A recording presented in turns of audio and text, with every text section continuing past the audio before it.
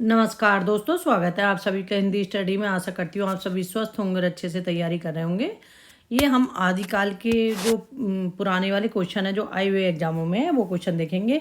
ये सब क्वेश्चन इतने अच्छे हैं और इनके नीचे एक्सप्लेन करके भी अच्छे से दिए हुए हैं। तो ये क्वेश्चन मतलब ऐसा नहीं है कि पुराने क्वेश्चन नहीं आते एग्जाम में, बहुत कुछ क्वेश्चन मतलब घुमा फिरा के आते हैं। इसलिए मैं बार बार ये कहती हूँ कि किसी भी स्टेट का एग्जाम पेपर होता है तो उसे ज़रूर देखो कि इसमें कैसे क्वेश्चन पूछे गए हैं, क्या क्वेश्चन पूछे गए हैं। ठीक है, स्टार्ट करते हैं अपनी क्लास। और आप मेरे चैनल पर पहली बार आए हैं तो चैनल को सब्सक्राइब कर लेना, बेल आइकन को क्लिक कर लेना, जिससे आने वाली वीडियो को नोटिफिकेशन आपको मिल सके।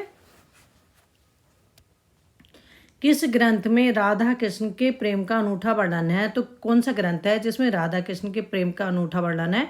तो वो पदावली है। पदावली किसकी रचना है? ये विद्यापति की रचना है पदावली। और किस भाषा में? ये मैथिली भाषा में रचित है। और मैथिल कोकिल किसे कहा जाता है? विद्यापति को कहा जाता है। निराला जी ने जो पदावली है, पदावली के बारे में कहा है कि श्रृंगारिक पदों की मादकता को नागिन की लहर किसने कहा है? तो वो निराला ने कहा है। मृगावती किसकी रचना है? कुतुबन की रचना है। पद्मावत जायसी की रचना है। मधुमालती मंजन की रचना है। बीसल देव रासो की नायिका का नाम उल्लेख कीजिए। तो बीसल देव रासो की नायिका कौन है? तो वो है राजमती। इन क्वेश्चनों को कराने का मेरा मकसद क्या है? मैं सोच रही ये सारे क्वेश्चन अगर होते हैं आदिकाल, भक्तिकाल, रीतिकाल, आधुनिक काल जो मतलब आए हुए, तो आपको ये पता चलेगा। फिर जैसे आप काम कर रहे हैं तो तब भी आप वीडियो लगा के अपना इसे सुन सकते हैं। और पढ़ने वाला काम जब आप मतलब अपना काम समाप्त कर लेते हैं उसके बाद अपना बैठ के पढ़ सकते हैं। लेकिन वीडियो अगर तुम काम भी कर रहे हो तब भी सुन सकते हो। ये एक ऐसा तो बीसल देव रासो की नायिका का क्या नाम है? वो है राजमती। और बीसल देव रासो, जो बीसल देव रासो है, ये कितने खंडों में? चार, इसकी कथा है 4 खंडों में विभाजित है। इसमें पूछा था एक बार क्वेश्चन, तो बीसल देव राजमती से रूट कर कहाँ चले गए थे? तो वो उड़ीसा चले गए थे और 1 वर्ष तक वहां रहे थे। चर्यापद के रचयिता है। तो चर्यापद किसकी रचना है? चर्यापद रचना है सबरप्पा की। किसकी रचना है? सबरप्पा की।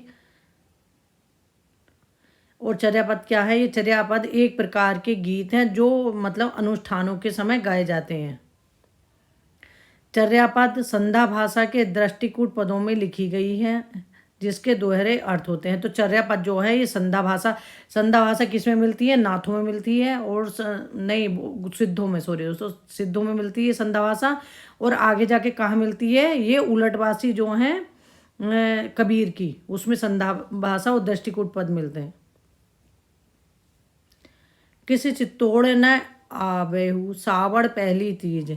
तो पूरा याद मत करो क्योंकि पंक्तियाँ पूरी याद नहीं होती हैं। तो पीयू चित्तौड़ न आवेहू सावड़ पहली तीज, तो इतना याद कर लो। ये है, तब भी समझ में आ जाएंगे ये पंक्ति किसकी हैं। खुमाड़ रासों से ली गई हैं। दलपति विजय की पंक्तियाँ हैं।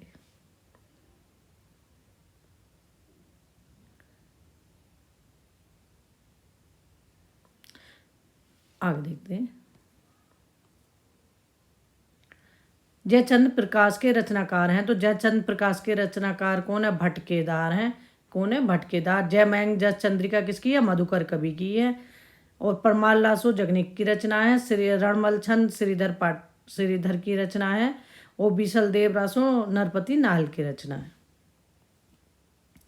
आदिकाल भक्तिकाल तो ये ऐसा है कि जिसमें जो रचनाएं लिखी गई हैं, अब कोई इसमें नहीं तो आ नहीं रही, वो पुरानी चीज़ें सब पूछनी हैं जो लिखा गया। आधुनिक काल में तो क्योंकि लेखक बढ़ रहे हैं तो उनकी रचनाएं भी कुछ नहीं पूछ लेते हैं, लेकिन ये तो सीमित ही है, वहीं की जो है उसी में से पूछा जाएगा।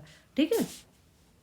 सिद्धों और योगियों की रचनाओं के संदर्भ में यह कथन किसका है? उनकी रचनाओं का जीवन की स्वाभाविक सारणियों, अनुभूतियों और दशाओं से कोई संबंध नहीं था। वे सांप्रदायिक शिक्षा मात्र हैं, अतः ये शुद्ध साहित्य की कोटि में नहीं आती। तो ये कथन किसका है? रामचंद्र शुक्ल का। रामचंद्र शुक्ल ने हिंदी साहित्य का इतिहास लिखा था। कब? 1929 में। ये अपना उसमें ये कहा था कि इनकी रचनाएं मतलब साहित्य की कोटि में नहीं आती। कुमारपाल प्रतिबोध किसकी रचना है? तो कुमारपाल प्रतिबोध किसकी रचना है? तो ये सोमप्रभु सूरी की रचना है। और कुमारपाल चरित किसकी रचना है? हेमचंद की रचना है। ये रचना दोनों अच्छे से देख लेना क्योंकि इनमें थोड़ा सा कन्फ्यूजन हो जाता है। सारंगधर हम्मीर रासो किसकी रचना है? सारंगधर की है। प्रबंध चिंतामणि मेरुतुंग की रचना है। संदेश रासक के लेखक है। तो संदेश रासक किसकी रचना है? तो ये अब्दुल रहमान की रचना है संदेश रासक जो है। और ये संदेश रासक जो है ये कैसा ग्रंथ है? ये एक धर्मेतर रास ग्रंथ है। अगर पूछे ऑप्शन में देखे धर्मेतर रास ग्रंथ कौन सा है इनमें से, तो वो है संदेश रासक। और संदेश रासक कैसा काव्य है? ये खंड काव्य है संदेश रासक। देसी भाषा में किसी मुसलमान द्वारा लिखित प्रथम काव्य ग्रंथ है कौन सा इनमें से? संदेश रासक है।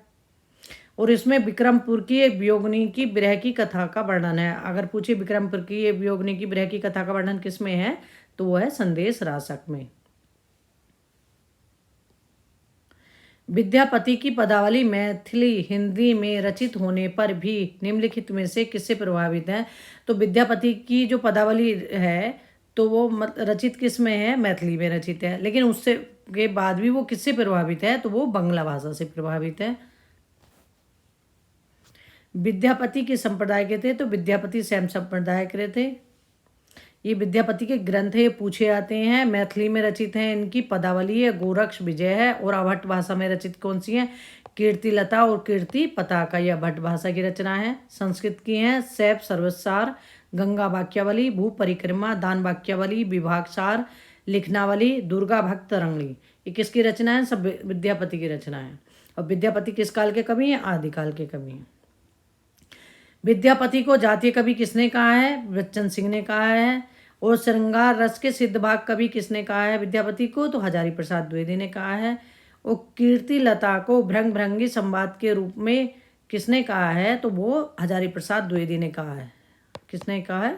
हजारी प्रसाद द्विवेदी ने। भ्रंग भ्रंगी संवाद में कौन सी रचना है? कीर्तिलता। और किसने कहा है? ये हजारी प्रसाद द्विवेदी ने। भला हुआ जो मारिया बहना हमारा कंतु, तो भला हुआ जो मारिया, बस इतना ही याद कर लो। तो ये किसकी पंक्तियां हैं? ये हेमचंद की पंक्तियां हैं। किसकी पंक्तियां हैं? हेमचंद की पंक्तियां हैं। इस हेमचंद का एक व्याकरण ग्रंथ कौन सा है? सिद्ध हेमचंद शब्द अनुशासन। ये कैसा ग्रंथ है? एक व्याकरण ग्रंथ है। आगे देखते हैं। हेमचंद को प्राकृत का पाणिनि भी कहा जाता है। प्राकृत का पाणिनि किसे कहा जाता है? हेमचंद को कहा जाता है। इनकी रचना है कुमारपाल चरित, योग शास्त्र, प्राकृत व्याकरण, देसी नाममाला कोश, ये पूछी गई है देसी नाममाला कोश भी, और तथा छंदो अनुशासन।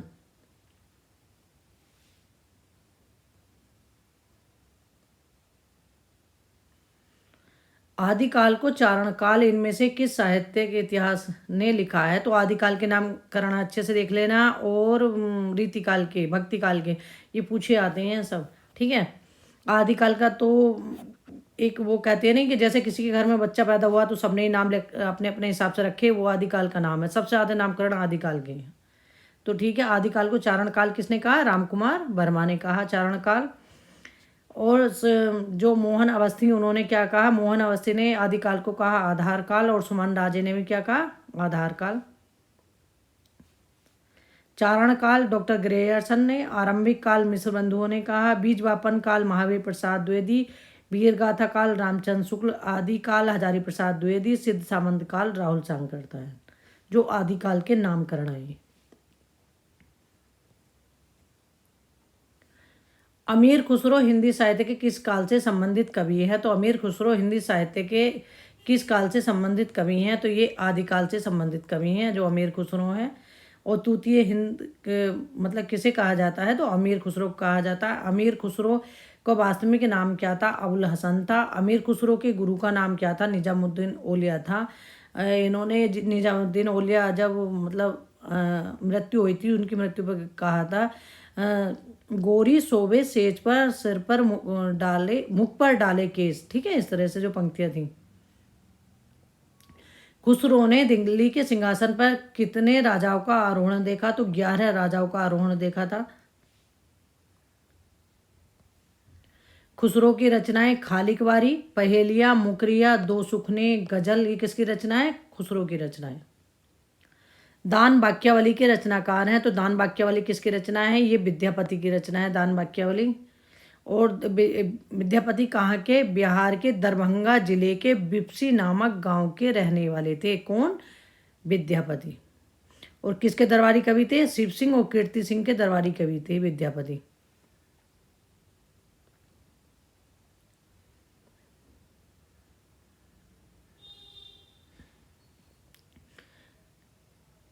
विद्यापति को कृष्ण भक्तों की परंपरा में न समझना चाहिए, यह इनमें से किसका कथन है? तो विद्यापति को कृष्ण भक्तों की परंपरा में न समझना चाहिए, एक इनमें से किसका कथन है? ये कथन है रामचंद्र शुक्ल जी का।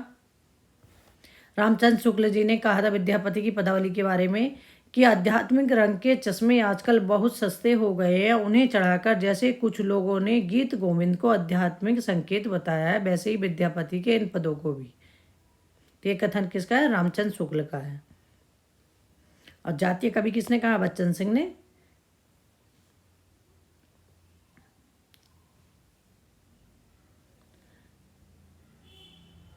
महामहोपाध्याय हरप्रसाद शास्त्री विद्यापति को पंचदेवो उपासक स्वीकार करते हैं। अगर पूछने लगे पंचदेवो उपासक कौन स्वीकार करता है विद्यापति को, तो वो हरप्रसाद शास्त्री। आदिकाल के अंतर्गत सरहप्पा लुइपा आदि कवि किस साहित्य के संबंध हैं? तो सरहप्पा लुइपा आदि कवि किस साहित्य से संबंध है? तो ये सिद्ध साहित्य से संबंधित हैं। किससे? सबसे बड़ी पहचान तो इनकी पा लगा होता था इनके नाम के पीछे, ठीक है। पा इनके लिए कैसे, मतलब जैसे किसी को सम्मान सूचक शब्द था इनके लिए पा लगाना। सिद्धों की संख्या कितनी थी? सिद्धों की संख्या 84 थी।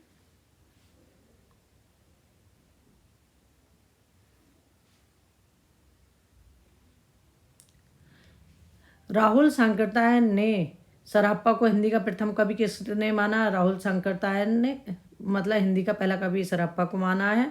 और सिद्ध साहित्यों में लुइपा जो थे वो कैसे सर्वश्रेष्ठ कवि, सर्वश्रेष्ठ माने जाते हैं जो लुइपा थे। निम्नलिखित काव्य धाराओं में से कौन सी काव्य धारा भक्तिकाल के अंतर्गत नहीं आती? इसमें से भक्तिकाल के अंतर्गत कौन सी नहीं आती?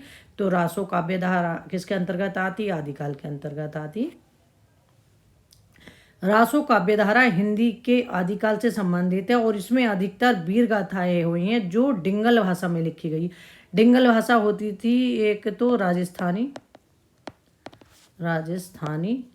प्लस अपभ्रंश, तो ये तो हो गई डिंगल, और ब्रज प्लस अपभ्रंश ये हो गई पिंगल, ठीक है। ये कौन सी भाषा हो गई? पिंगल।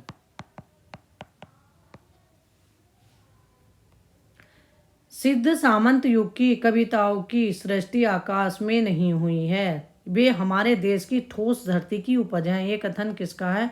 तो ये कथन है राहुल सांकृत्यायन का। तो राहुल सांकृत्यायन क्या कह रहे हैं कि जो सिद्ध सामंत युग की कविताएं हैं उनकी सृष्टि आकाश में नहीं हुई है। तो कौन कह रहे हैं? राहुल जी कह रहे हैं इस बात के लिए, ठीक है। कुछ इसी तरह से ट्रिक से याद होती हैं, पंक्तियाँ याद होनी बहुत मुश्किल हो जाती है, सबसे ज़्यादा एग्जाम में बहुत ज़्यादा कन्फ्यूजन करती हैं। और कन्फ्यूजन ज़्यादा जब होता है जब हम रिवीजन कम करते हैं।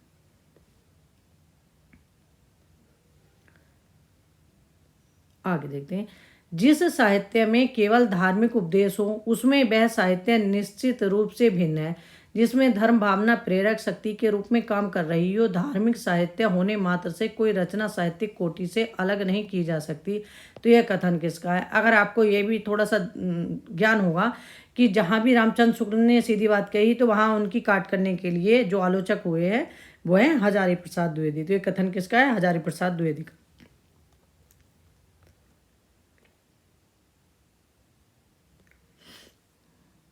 इस संबंध में इसके अतिरिक्त और कुछ कहने की जगह नहीं कि यह पूरा ग्रंथ वास्तव में जाली है। तो ये कथन किसका है? ये कथन है रामचंद्र शुक्ल जी का। किसका कथन है? रामचंद्र शुक्ल जी का। और किसके बारे में है? ये है इनका पृथ्वीराज रासो के बारे में कहा गया।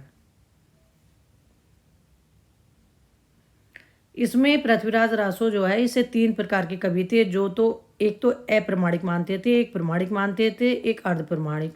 तो अप्रमाणिक मानने वालों में बूलर थे जो सबसे पहले थे। बूलर, गौरीशंकर ओझा, आचार्य रामचंद्र शुक्ल और देवीदास शुक्ल। अब इसमें से तुम 2 भी याद कर लोगे तो एक नहीं भी याद होंगे तो तब भी चलेगा, ठीक है। ट्रिक से बनाना। श्याम कन्नड़ टोड़ मिश्र बंधु के घर गए मोहनलाल मिश्रों के साथ। श्याम कन्नड़ मिश्र बंधु के घर गए, मोहन विष्णु के साथ। अर्ध प्रमाणिक मानते हैं हजारी प्रसाद द्विवेदी, ये पूछे जा चुके हैं। सुनीति कुमार चटर्जी, ये दोनों पूछे जा चुके हैं कि अर्ध प्रमाणिक किसने माना पृथ्वीराज रासो को। आगे देखते हैं।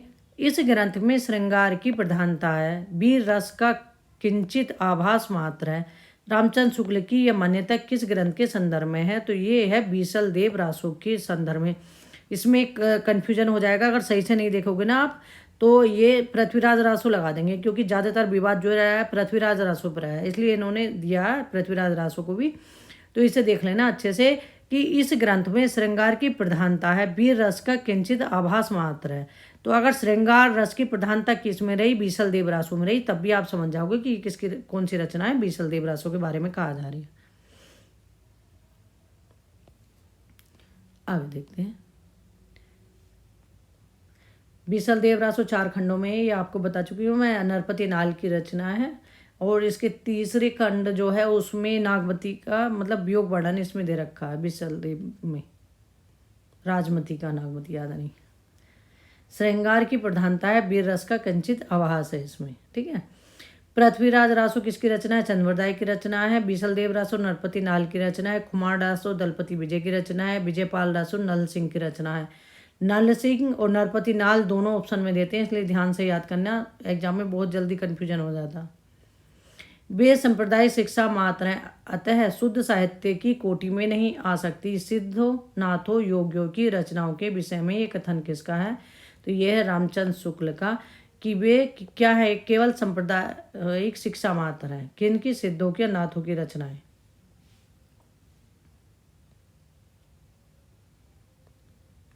राउलवेल के विषय में कौन सा तथ्य सही नहीं है? राउलवेल के विषय में कौन सा तथ्य नहीं है?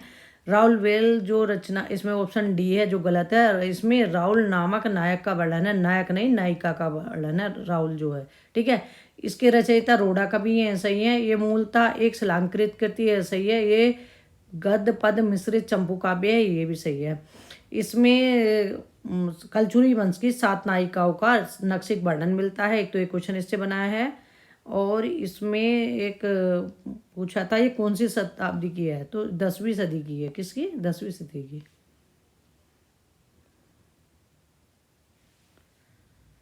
निम्न इतिहासकारों द्वारा हिंदी के प्रथम इतिहास कवि को सुसंगत कीजिए कि इतिहासकारों ने जिसने पहला कवि माना है किसको?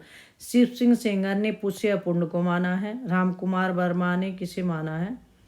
राहुल शंकरतायन ने सरप्पा को माना है। राम क्या है? स्वयंभू है। राम स्वयं प्रभु हैं, तो स्वयंभू हो गए। गणपति चंद्रगुप्त, शालिभद्र सूरी, ठीक है। इस तरह से इनका ये अलग अलग भी पूछ लेते हैं कि किसने पहला कवि किसको माना है, ठीक है।